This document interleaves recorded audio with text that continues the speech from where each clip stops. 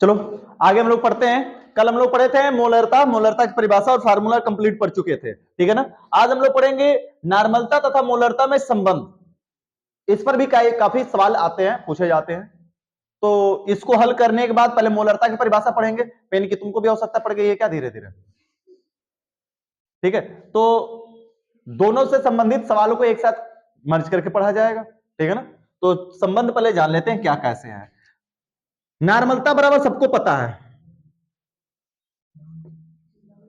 नॉर्मलता बराबर होता है विले के ग्राम तुल्यांक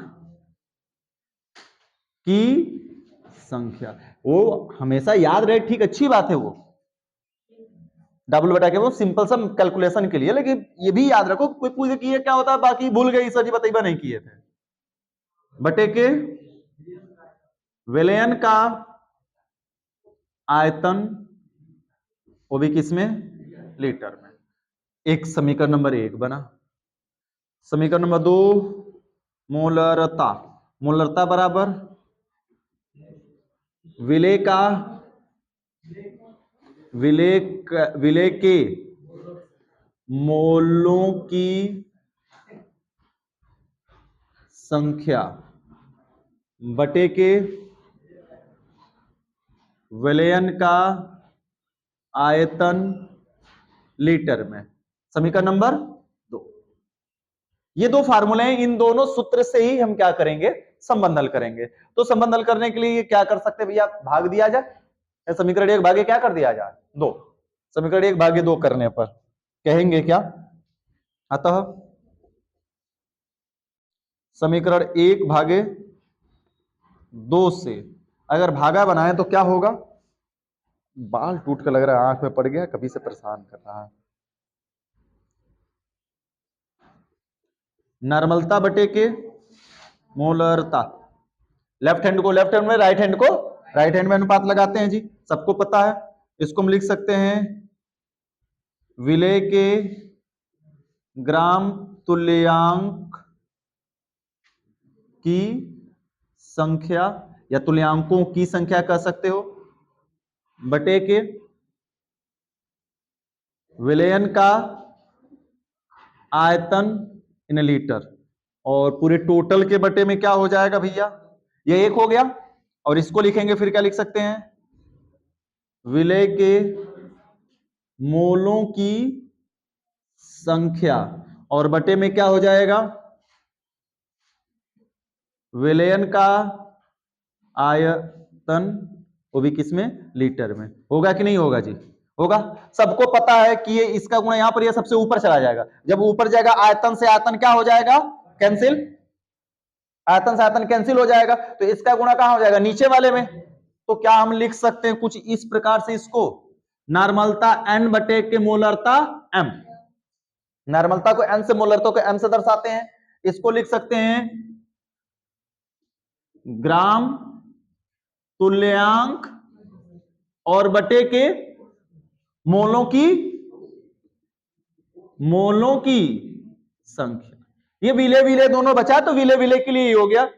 पूरा विस्तार से लिखने की कोई जरूरत तो है नहीं, क्योंकि अब हमने लिख दिया है। पूरा लिखना चाहो तो पूरा लिख सकते हो, विले के ग्राम तुल्यांकों की संख्या बटे के विले के मोलों की संख्या। हमने सिंपल सा लिख दिया जी। सबको पता है सर जी कि m is equal to n by m। Gram तुल्यांक बराबर क्या होता है, नॉर्मलता में ग्राम तुल्यांक बराबर क्या होता है, कौन बताएगा, खड़ा हो जाओ। नॉर्मलता में ग्राम तुल्यांक बराबर क्या होता है,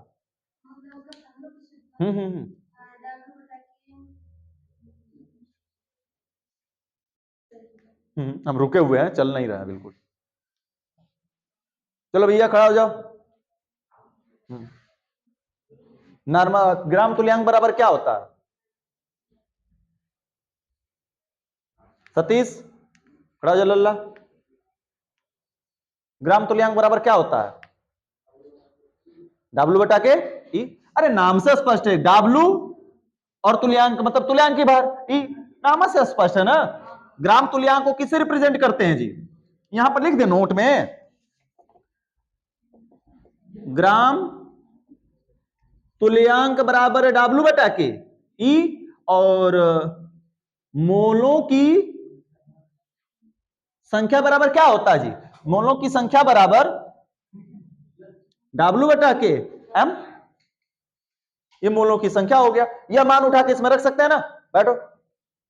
यहां पर लिखा जा सकता है W बटा के E और बटे के W बटा के M। इसका मल्टीप्लाई यहां पर ये कहां चला जाएगा? ऊपर। तो लिख सकते हैं N बटा के M is equal to W into M, और बटे में कितना हो जाएगा भैया? E into W।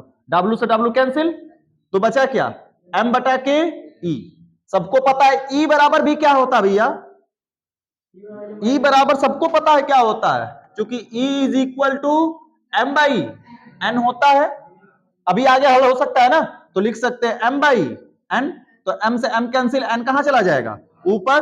तो N बटा के M is equal to small n, और स्मॉल n ही क्या है भैया? N फैक्टर इसको बोलते हैं, या मोल। कई जगहों पे इसको लोग क्या बोलते हैं? N factor. N फैक्टर के रूप में बोला जाता है, या फिर इसको मोल। या मोल क्या है, फैक्टर क्या है भैया? फैक्टर क्यों कहा गया? क्योंकि हर एक में यह बदल जाता है। अम्ल के लिए अलग, क्षार के लिए अलग, लवण के लिए अलग, तत्व के लिए अलग, और आयन के लिए अलग तरीके से निकालते हैं। अम्ल में H की संख्या, क्षार में OH की संख्या, लवण में धन आयन पर उसके धनायनों की कुल संख्या, तत्व में उसकी संयोजकता, और आयन में उसके धनायन या ऋणायन की टोटल संख्या के बराबर होता है आयन फैक्टर। तो यह आ गया फार्मूला। या तो हम चाहे इसको इतना लिखें, या फिर इसको हम ऐसा लिख सकते हैं n is equal to small n into m। बात समझ में आ गई? या मतलब इंटू लिखेंगे तब बस समझ में आएगा। ओहो बटा, ओ ये वाला सटा नहीं है तो बटा दिख रहा था। लो अब चिपक गया। n इंटू m, अब लिख सकते हैं ना स्मॉल n ऐसे पास में। लो जी, मामला समझ में आ गया। यानी किसी भी विलयन की जो मोलरता होगी, किसी भी विलयन की मोलरता, उसके n फैक्टर का मल्टीप्लाई करने के बाद जो मान आएगा उस विलयन की नॉर्मलता के क्या होगा? बराबर होगा। यही संबंध है इसका जी। कठिन है कुछ? कुछ नहीं, हमने बस फार्मूला रखा, कटा पिटा कर हल कर दिया, आ गया। चलो यहां से लेकर यहां तक उतारो। किसी को कोई समस्या होगी तो पूछ लेना बच्चा। ये पहला अंकित प्रश्न है इस पर, मोलरता के ऊपर। कह रहा है कि सोडियम कार्बोनेट के 53 ग्राम को जल में घोलकर 600 ml विलयन बनाया गया। तो कह रहा है कि प्राप्त विलयन की मोलरता तथा नॉर्मलता क्या कीजिए? ज्ञात कीजिए। एक बात बताओ कि हम नॉर्मलता निकाले कि मोलरता? किसी एक को कैलकुलेट कर सकते हैं हम, इसलिए नॉर्मलता इसमें जोड़ दिया ताकि जो हमने रिलेशन पढ़ा है उसके जरिए से नॉर्मलता मोलरता से कैसे निकाल सकते हैं वो भी हमें पता चल सके, इसलिए हमने इसमें ऐड कर दिया। तो सबसे आसान है कि मोलरता कैलकुलेट कर लें, क्योंकि मोलरता में अणु भार निकालना होता है ही नहीं। सबको पता है भैया मोलरता m is equal to W बटा के M बटा B। गिवन वैल्यू को लिखो, दिया है, क्या क्या दिया है? Na2CO3 की मात्रा कितनी दी गई भैया? 53 ग्राम। तो जल अधिक होगा, 600 ml है अगर विलयन बना है तो कम से कम जल की मात्रा तो अधिक होगी। तो जल क्या होगा? विलायक, और ये क्या है? विलेय। तो विलेय है तो किससे रिप्रेजेंट करेंगे? स्मॉल w से। विलयन कितना बना भैया? विलयन का आयतन V is equal to 600 ml। सबको पता है ml को किस में कन्वर्ट करते लल्ला? लीटर में। तो लीटर में कन्वर्ट करने के लिए क्या करेंगे? 600 बटा के 1000 कट जाएगा, तो 6 बटा के 10, यानी इसको लिख सकते हैं कितना भैया? 3 बटा के 5 litre. V is equal to, अब क्या चाहिए हमको? सर जी W मिल गया, V मिल गया, तो M चाहिए ना, तो M निकाल देते हैं। M का मान बताना भैया। अणु भार Na2CO3 का हम डायरेक्ट लिख दें, हमको तो पता है, रख देते हैं, डायरेक्ट कैलकुलेट कर देंगे हम। 23 गुणते 2 प्लस 12 प्लस 16 गुणते 3। परमाणु भारों के योग को क्या कहते हैं? अणु भार कहते हैं। हमने जोड़ दिया तो m is equal to 106। n factor कितना आएगा? n फैक्टर कितना आएगा इसका? अरे एक सोडियम पे एक प्लस, दो सोडियम पर दो प्लस। अब 2 प्लस का मतलब कितना हो जाएगा बच्चा?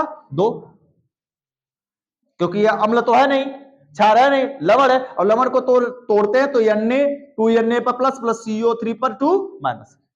तो एक प्लस तो दिख रहा है, लेकिन आगे 2 है तो 2 1 का 2 प्लस, तो N की वैल्यू 2 हो गई। अब सीधा चलते हैं सूत्र पर हम लोग। सूत्र क्या है? मोलरता M इज इक्वल टू, छोटका डबल हुआ कि छोटकी मम्मी कहां रहती है? विलेज में रहती है। मामला रखा जाए, छोटका डब्लू का मान कितना है? 53। M का मान कितना भैया? 106, और बटे के V की वैल्यू कितनी है? 3/5। ये यहां पर ये ऊपर, तो M इज इक्वल टू कितना लिख सकते हैं? 53 गुणते 5 बटे के 106 गुणते 3, तो 53 दूना के 106, तो 5/6, 3 दूना के 6, 5/6, तो M इज इक्वल टू कितना आ जाएगा भैया? मोलरता, मोलरता इज इक्वल टू भाग दे दो 0.50, तो 7 छक 42, 48 हो जाएगा ना, 7 बार में जा सकता है, 7 छक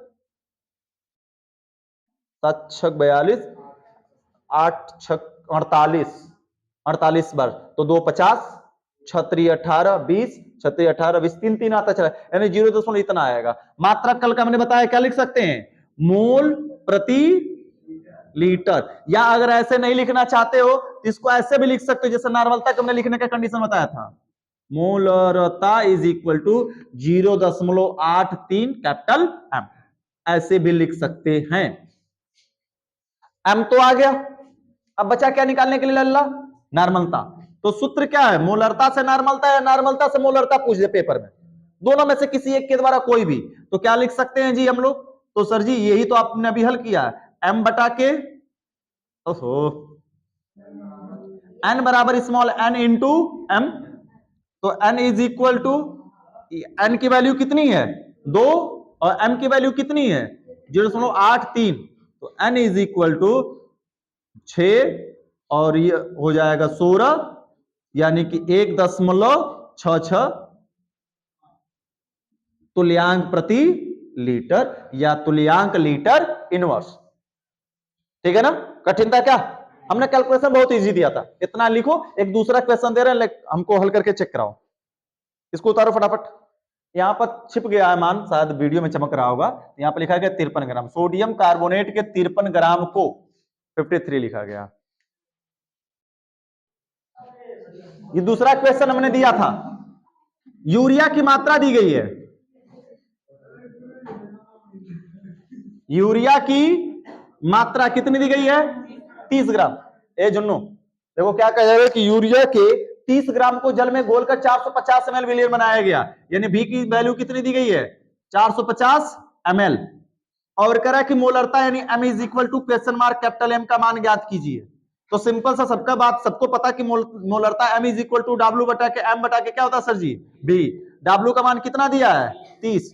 यूरिया का जो सूत्र होता है NH2 CO NH2 होता है, इसका निकालोगे M तो 60 आएगा। कितना आएगा? 60। तो 30 बटा के 60, V की वैल्यू अब इसको कन्वर्ट कर दो यहीं पर, 450 बटे के 1000, जब कटाकर हल करोगे तो कितना आ जाएगा? 9 बटा के 20। तो सर जी 9 बटा के 20 हो गया, या यहां पर या ऊपर भेज दो। M इज इक्वल टू 30 गुणते 20 बटे के 60 गुणते 9। कुछ लोग पूरा एकदम कठिन बना दे रहे, कठिन का 30 दूना के 60 और दो दहा में 10, तो 10 बटा के कितना आया? 9। एक बार में भाग जाएगी, M इज इक्वल टू 1.1 बचेगा, 10 1.11 मोल प्रति लीटर। हाँ, N की वैल्यू इसमें 1 आएगा, N फैक्टर 1 आता है इसमें 1, क्योंकि इसमें आयन के जरिए नहीं निकाला जा सकता ना, इस वजह से इसका N फैक्टर 1 माना जाता है। चलो जी आगे बताया जाए, एक क्वेश्चन होमवर्क में लिखो, तो बोल रहे हैं लिखो, बोल रहे हैं लिखो। हाँ होमवर्क देखो, सल्फ्यूरिक अम्ल की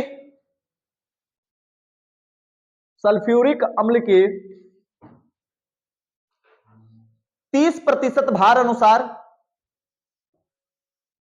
सल्फ्यूरिक अम्ल के 30% भार अनुसार जलीय विलयन की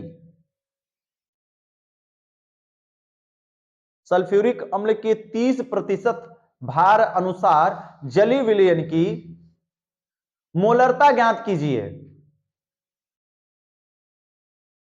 सल्फ्यूरिक अम्ल के 30% भार अनुसार जलीय विलयन की मोलरता ज्ञात कीजिए।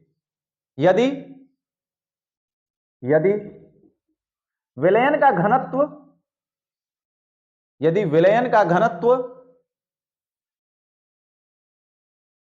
1.24, यदि विलयन का घनत्व 1.24 ग्राम प्रति ml है, यह क्वेश्चन लग कर आना चाहिए।